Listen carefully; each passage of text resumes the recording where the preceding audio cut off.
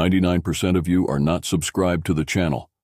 At 1,000 subscribers, I will post a series of special stories. Subscribe now. The skies over Earth darkened as the alien fleet descended, casting ominous shadows over the planet's major cities.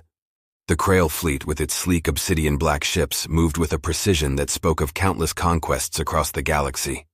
To the people of Earth, the sight was both awe-inspiring and terrifying. Within hours, every major news network was broadcasting images of the alien armada hovering menacingly above the planet. Panic rippled across the globe. Governments scrambled to organize their defenses, but it quickly became clear that Earth's military might was laughably outmatched. These ships weren't just technologically advanced. They represented a civilization that had been expanding its dominion for millennia. The Krail were conquerors, and Earth was merely the latest addition to their empire. In the midst of this global crisis, the United Nations convened an emergency summit. The leaders of the world gathered in a secure location, desperate to find a way to avoid annihilation. After intense debate, they agreed that direct confrontation would be suicidal. Instead, they would attempt diplomacy, though many feared it would be futile. The task of speaking on behalf of humanity fell to Dr. Evelyn Carter, a renowned astrobiologist and expert on extraterrestrial life. Dr. Carter was a calm, composed woman in her late 30s, known for her rationality and deep understanding of the unknown. She had spent her career preparing for the possibility of first contact, though she had never imagined it would happen under such dire circumstances. Accompanied by a small delegation, Dr. Carter was flown to the agreed meeting point, a secure facility in the Nevada desert where the Krail had established a temporary base. The alien technology was astonishing. Their structures seemed to materialize out of thin air, defying all known laws of physics. As Dr. Carter approached the entrance, her heart pounded in her chest, but she maintained a calm exterior. She knew the weight of the world rested on her shoulders. Inside, the atmosphere was oppressive, the air thick with an unfamiliar scent that made her throat constrict. The Krail warriors who escorted her were imposing, their tall, muscular forms covered in a shimmering dark exoskeleton that seemed to absorb light. Their eyes, a deep glowing red, conveyed a sense of cold calculation. They were predators, and she was prey, but she refused to show fear. Dr. Carter was led into a vast chamber where King Zarek awaited. He stood at the far end, surrounded by advisors and guards. The alien monarch was even more imposing than she had imagined, towering over her with a presence that radiated both power and an undeniable aura of menace. His armor was intricately designed, adorned with symbols and markings that spoke of victories won and worlds conquered. His eyes, the same deep red as his soldiers, bored into her with an intensity that made it clear he was assessing her worthiness to even stand before him. "Human," Zarek's voice echoed through the chamber, deep and resonant. "You stand before me as a representative of your species. Know this. We are the Krail, the rulers of countless worlds. Your planet will be next. Surrender now, and we may show mercy." Dr. Carter took a deep breath. She knew the Krail's reputation. They were known for their ruthless efficiency, their conquests leaving no room for negotiation or resistance. But she also knew that Earth was unlike any other world they had encountered. "Your Majesty," she began, her voice steady and clear. "I speak not only for humanity but for all life on Earth. We understand the power you wield, and we do not seek to challenge it. But I must warn you, our planet is unique. It harbors dangers you cannot imagine. While humans may be the dominant species, we are not the only apex predators here. If you proceed with your invasion, you will awaken forces that even your advanced technology may not be able to control." Zarek's expression remained unreadable, but there was a flicker of curiosity in his eyes. "You speak of dangers, yet all I see are weak creatures bound to a fragile world. What could possibly threaten the Krail?" Dr. Carter stepped forward, meeting his gaze with unwavering determination. "Earth is a world shaped by billions of years of evolution, where survival of the fittest is the law of the land. Humans have thrived by adapting, but so have countless other species, some more dangerous, more primal than you can imagine. Our planet is a living entity and it has its own defenses. If you attack us, you will not just be fighting humans, you will be fighting Earth itself." The chamber fell silent, the weight of her words hanging in the air. For a moment, Zarek studied her as if trying to decipher the truth behind her warning. Then, with a dismissive wave of his hand, he signaled for her to be escorted out. "You are bold, human," he said, his voice laced with disdain. "But your words will not save your world. Prepare for war." As Dr. Carter was led away, her heart sank. The Krail were arrogant, blinded by their own power. They had no idea what they were about to unleash. But as she stepped back into the blinding light of Earth's sun, she knew one thing for certain. If they were going down, they would not go down alone. The battle for Earth was about to begin, and it would be unlike any the Krail had ever faced. King Zarek's ultimatum left the world in a state of shock. The Krail's warning was clear: surrender or be destroyed. Yet the seeds of resistance had been sown, and humanity, though outmatched in technology, would not yield without a fight. Dr. Evelyn Carter returned from the alien flagship with a grim resolve. She knew that Earth's best hope lay not in its military strength, but in the planet's untamed and deadly wilderness. As the world's governments prepared for the inevitable invasion, Dr. Carter convened a meeting with Earth's top scientists, military strategists, and wildlife experts. They gathered in a high-security facility deep beneath the Rocky Mountains, shielded from potential Krail surveillance. The atmosphere was tense, but there was a shared understanding that this was humanity's last stand. "We don't have the firepower to win a direct confrontation," Dr. Carter began, her voice echoing through the dimly lit war room. "But we do have something that the Krail don't: an intimate knowledge of Earth's ecosystems and its most dangerous inhabitants." A murmur of agreement passed through the room. General Marcus Hughes, a seasoned military commander with a no-nonsense demeanor, leaned forward. "We've faced predators on Earth before, but nothing like the Krail. What exactly are you proposing, Dr. Carter?" She pulled up a holographic display, showing various regions of the world teeming with life: jungles, deserts, oceans, and Arctic tundras. "We unleash the wild," she said simply. "The Krail believe they're prepared for anything, but they've never faced the full fury of Earth's apex predators. If we can lure their forces into the most hostile environments on the planet, we can let nature do the fighting for us." The plan was audacious, even by the standards of those gathered. It involved using synthetic pheromones and other bioengineering methods to amplify the aggression of Earth's deadliest creatures. These pheromones would be deployed in areas where the Krail were likely to land, drawing the predators into direct conflict with the invaders. Dr. Carter continued, "We know that the Krail will send ground troops to secure key locations. We'll make those locations as inhospitable as possible: the Amazon rainforest, the Sahara Desert, the Arctic tundra. Each of these places has predators perfectly adapted to their environments. We'll enhance their natural instincts and turn them against the Krail." Professor Ling Wei, a leading biologist specializing in animal behavior, interjected, "This is risky. Amplifying aggression in these animals could lead to uncontrollable chaos. We might succeed in driving off the Krail, but we could also destabilize entire ecosystems."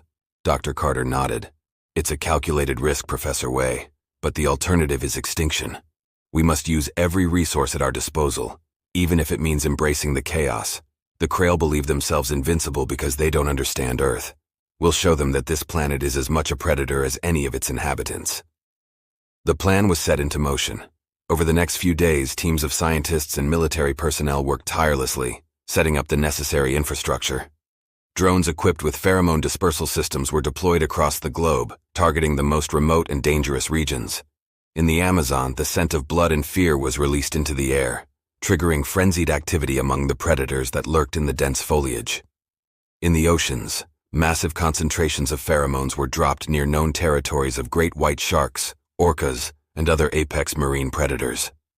In the frozen wastelands of the Arctic, packs of wolves and polar bears were subtly influenced, their hunger and territorial instincts heightened. As the Krail invasion fleet prepared for its final assault, Earth braced itself. Dr. Carter and her team watched from their command center, tracking the alien movements. The Krail, as expected, began their invasion with surgical precision, landing troops in strategic locations across the planet. Their ships descended into the Amazon rainforest, the Sahara Desert, the icy plains of Antarctica, and the depths of the Pacific Ocean. It was exactly as Dr. Carter had predicted. In the Amazon, the first signs of trouble emerged. Krail soldiers, clad in their impenetrable armor, advanced through the dense undergrowth, their sensors scanning for threats. But the jungle was alive in ways they hadn't anticipated. Swarms of army ants, driven into a frenzy by the pheromones, poured out of the ground, overwhelming the Krail forces with sheer numbers. Jaguars, usually solitary hunters, began to stalk the invaders in coordinated groups, their natural stealth making them nearly invisible until it was too late. The Krail found themselves ambushed at every turn. their advanced weaponry useless against the relentless onslaught of nature.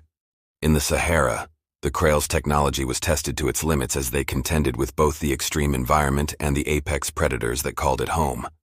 Massive sandstorms, amplified by atmospheric disturbances, battered their equipment. Packs of hyenas, known for their cunning and strength, were driven to attack in numbers far greater than usual. The Krail's armored vehicles, designed for combat on alien worlds, became death traps as they were torn apart by the desert's relentless assault. The oceans, however, were where the Krail met their match. Their submarines, sleek and bristling with weapons, were no match for the combined might of Earth's most fearsome sea creatures. Great white sharks drawn by the pheromones attacked in a frenzy, their jaws crushing through the hulls of the alien vessels. Orcas, intelligent and coordinated, used their size and strength to capsize smaller craft. Even the colossal squid, normally a creature of the deep, was lured to the surface, where it ensnared Krail ships with its powerful tentacles. The Arctic, once a desolate and empty landscape, became a frozen battlefield. Krail troops, unprepared for the extreme cold and the fury of the planet's apex predators, were picked off one by one. Polar bears, the undisputed kings of the Arctic, hunted the invaders with terrifying efficiency. Packs of wolves, their hunger driving them to new heights of ferocity, harried the Krail from all sides, using the snow and ice to their advantage. As reports of the carnage reached King Zarek, he was forced to confront the reality that his forces were being decimated. His soldiers, trained to face the most advanced civilizations in the galaxy, were ill-equipped to deal with the primal fury of Earth's wildlife. The very ground they had sought to conquer was turning against them. In the command center, Dr. Carter and her team watched as the Krail's assault faltered. The predators of Earth were doing their job, driving the invaders back and inflicting heavy losses. But as Dr. Carter stared at the screens, she knew that this was only the beginning. The Krail would regroup, adapt, and return with a new strategy. They were a relentless enemy, and humanity's victory, if it came, would be hard-won. For now, though, Earth had struck back. The world's hidden strengths had been unleashed, and the Krail were learning a harsh lesson. On this planet, humans were not the only threat. The wild, untamed heart of Earth had been awakened, and it would not rest until the invaders were driven from its shores. As the sun set on another day of battle, Dr. Carter allowed herself a moment of quiet satisfaction. The Krail had underestimated Earth, and in doing so, they had provoked a force far greater than they could have imagined. The fight was far from over, but humanity had taken the first step towards survival by unleashing the very wildness that had shaped their world. The tide of battle had shifted in Earth's favor, but the war was far from over. The Krail, though reeling from the unexpected onslaught of Earth's apex predators, were not defeated. King Zarek, a seasoned commander who had led his people to victory across the galaxy, would not let this setback go unanswered. As the Krail regrouped in the upper atmosphere, the alien monarch gathered his war council, determined to adapt and crush the resistance that had so audaciously defied him. In the Krail war chamber, Zarek's most trusted advisors debated their next move. The room, filled with holographic displays of Earth's topography, buzzed with tension. Images of Krail soldiers being overwhelmed by Earth's predators played in a continuous loop, a grim reminder of their failure. Zarek, his red eyes glowing with cold fury, listened in silence as his generals discussed new strategies. "We underestimated their planet," General Kor, the Krail's chief tactician, admitted. His voice, usually steady, now carried a hint of frustration. "Their wildlife is far more aggressive than anticipated, and their terrain is deceptively dangerous. Our standard tactics are ineffective." Zarek's gaze swept the room, his expression hard. "This is not the first time we've encountered resistance, nor will it be the last. We will adapt as we always have. The humans have turned their planet against us, but we will find a way to turn it back on them." A murmur of agreement rippled through the chamber. The Krail had never faced a planet like Earth, but they were nothing if not adaptable. They had conquered worlds with far more hostile environments, and they would do so again. "We need to neutralize the threats one by one," suggested Commander Thal, the Krail's expert in environmental warfare. "Their predators are acting with unnatural aggression. If we can identify the source of this behavior, we can counteract it." Zarek nodded. "Begin a scan of their ecosystems. Find out what is driving these creatures to attack our forces so relentlessly. Once we understand the mechanisms at play, we can exploit them." As the Krail prepared to adjust their tactics, Dr. Evelyn Carter and her team in the Rocky Mountain Command Center were not resting on their laurels. They knew the Krail would regroup and adapt, just as Earth had done. The brief victory was just that, brief. Dr. Carter pored over the latest reports, studying the movements of the Krail forces. Her mind raced with possible scenarios, trying to anticipate their next move. General Marcus Hughes entered the room, his expression grim but determined. Dr. Carter, our scouts have picked up increased Krail activity in the upper atmosphere. It looks like they're recalibrating their strategy. Dr. Carter looked up from her screen, her eyes narrowing in thought. They'll try to understand what's causing the predator attacks. If they figure out we're using pheromones, they might find a way to neutralize our advantage. Then we need to stay one step ahead, Hughes replied. What's our next move? Dr. Carter turned to the holographic map of Earth. We need to be unpredictable. The Krail expect us to continue using the predators as our primary defense, but what if we take the fight to them in a way they won't expect? General Hughes raised an eyebrow. You're suggesting we go on the offensive? Yes, Dr. Carter said, a new plan forming in her mind. We've been focusing on using Earth's natural forces to defend against the Krail, but we can also use them to launch targeted strikes. The Krail rely heavily on their advanced technology and centralized command structure. If we can disrupt that, cut off their communication, sabotage their ships, they'll be vulnerable. Dr. Carter activated a series of new holographic displays, each showing key Krail strongholds and vital supply lines in the upper atmosphere and on the ground. We've already seen how their technology struggles with Earth's extreme environments. We need to hit them where they're weakest. We'll target their supply routes with concentrated attacks using both human ingenuity and the environment. We can deploy electromagnetic pulses to knock out their systems in areas where the environment is too harsh for quick repairs. We'll use Earth's volatility against them. Hughes nodded, seeing the potential in the plan. We can launch coordinated strikes in multiple locations, keeping them off balance. They won't know where to defend. Exactly, Dr. Carter agreed. We'll use guerrilla tactics on a planetary scale. We'll be the unpredictable force they didn't expect. The plan was quickly set into motion. Across the globe, Earth's remaining military forces, wildlife experts, and scientists coordinated a series of precision strikes. Drones equipped with EMP devices and other sabotage tools were deployed into the upper atmosphere to disrupt Krail communications and power grids. Meanwhile, on the ground, small teams of special forces prepared to launch surprise attacks on key Krail installations, using the cover of Earth's natural terrain. In the Arctic, a team of commandos worked in tandem with the environment. They set traps using the extreme cold, luring Krail troops into ambushes where the freezing temperatures rendered their technology useless. In the dense jungles of Southeast Asia, soldiers led Krail squads into deadly mazes of quicksand and venomous creatures, their every step a potential death sentence. But the most daring move came from the deep oceans. Naval forces, with the help of marine biologists, launched an underwater offensive. Using specially designed torpedoes, they triggered massive underwater landslides, creating tsunamis that targeted Krail coastal strongholds. The Krail, unfamiliar with the power of Earth's oceans, were caught completely off guard. As the attacks unfolded, the Krail found themselves on the defensive for the first time. Their ships, once symbols of invincibility, were now isolated and vulnerable. Communication lines were severed, leaving entire battalions stranded in hostile territory with no way to call for reinforcements. Panic began to spread among the Krail ranks, something they had never experienced before. In the Krail war chamber, King Zarek watched as reports of the counterattacks flooded in. His forces were struggling, their once unified front crumbling under the relentless pressure. Zarek's eyes narrowed as he realized the full extent of the threat he faced. These humans, whom he had dismissed as weak, were proving to be far more formidable than he had ever imagined. Zarek stood, his presence commanding the attention of everyone in the room. The humans have made their move. They believe they can outmaneuver us with their planet's wilds, but they underestimate the Krail. We will not be defeated by a world of savages. He turned to his generals, his voice cold and determined. Prepare our final assault. We will bring the full force of our armada to bear on their strongest defenses. We will annihilate their remaining forces and claim this planet no matter the cost. The Krail, though bloodied, were not broken.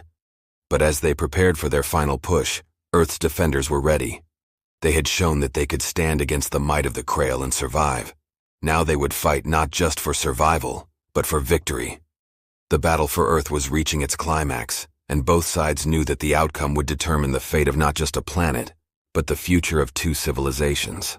The final confrontation loomed as the Krail prepared to launch their ultimate assault on Earth. King Zarek, having witnessed the resilience and cunning of humanity, was determined to crush the resistance once and for all. His warships, rearmed and refueled, hovered ominously above Earth's surface, casting long shadows over the planet below. This was the moment Zarek had been preparing for, the decisive strike that would end the war and cement the Krail's dominance over yet another world. But Earth's defenders were not idle. Dr. Evelyn Carter and her team had anticipated this final assault, and they had one last card to play.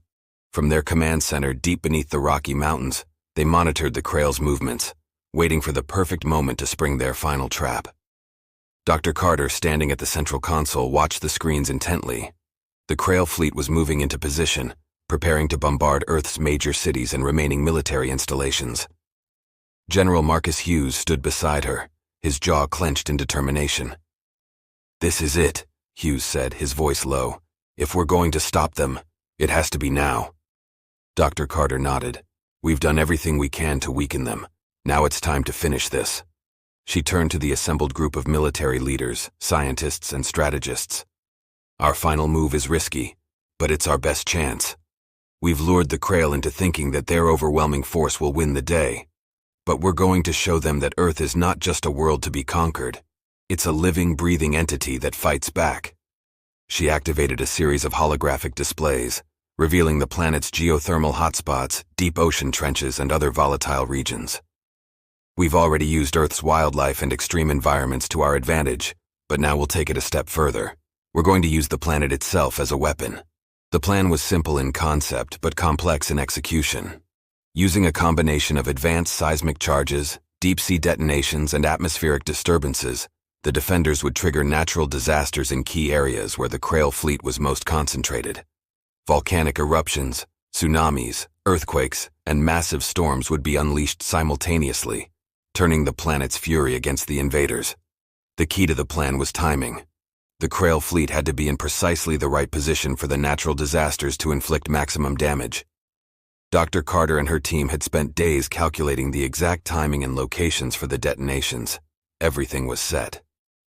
"Begin the countdown," Dr. Carter ordered, her voice calm but firm. As the clock ticked down, the atmosphere in the command center grew tense. Everyone knew that this was their last chance. If the plan failed, there would be nothing left to stop the Krail from obliterating humanity. High above the Earth, aboard the Krail flagship, King Zarek watched as his fleet moved into position. He could sense the end was near, the culmination of his conquest.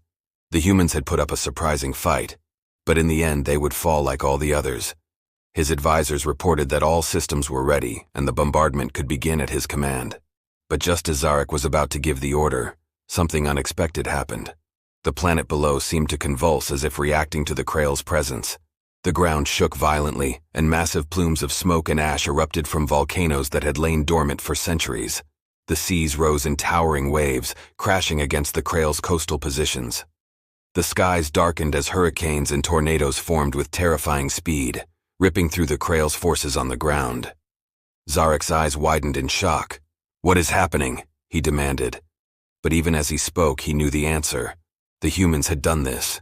Somehow they had turned their planet's very nature against him. On the ground, the destruction was cataclysmic. Entire Krail battalions were swallowed by the Earth as massive fissures opened beneath them. Their ships, once untouchable in the skies, were battered by superstorms that disabled their shields and sent them crashing to the ground. In the oceans, their submarines were crushed by the immense pressure of tsunamis and underwater landslides.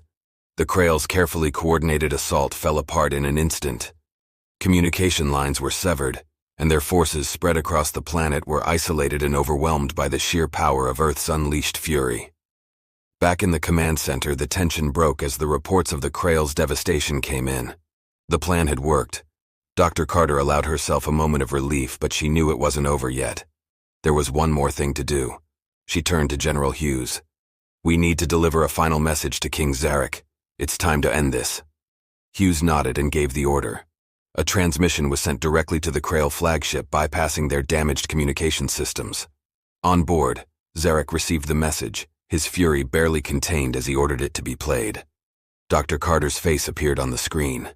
She spoke calmly, her words carrying the weight of all humanity.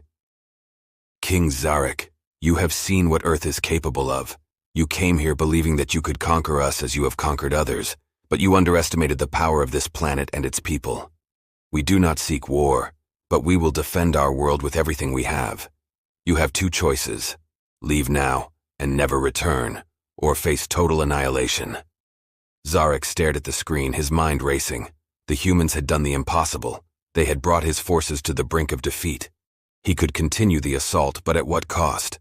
His fleet was in disarray, his troops scattered and demoralized, and even if he somehow won, the planet itself might be too damaged to be worth the conquest. Finally, Zarek made his decision. "Withdraw the fleet," he ordered, his voice tight with rage and frustration. "We are leaving this cursed world." The Krail fleet, what was left of it, began to retreat. Ships limped away from Earth's atmosphere, and the battered remnants of their ground forces were evacuated. King Zarek, his pride wounded but his life intact, knew that this defeat would haunt him. But he also knew that Earth was a prize not worth the continued bloodshed. As the last of the Krail ships disappeared into the void, a collective sigh of relief swept through the command center. Humanity had won, not through superior firepower, but through ingenuity, resilience, and an understanding of their planet that no alien invader could match. Dr. Carter stood before the screens, watching as the skies cleared and the planet began to settle from the chaos they had unleashed. General Hughes approached her, a look of respect in his eyes. "You did it," he said. "We all did." Dr. Carter nodded, though her expression was solemn. "We survived, but it came at a cost. We unleashed forces that we can't fully control. We'll need to be careful in the days ahead." Hughes placed a reassuring hand on her shoulder.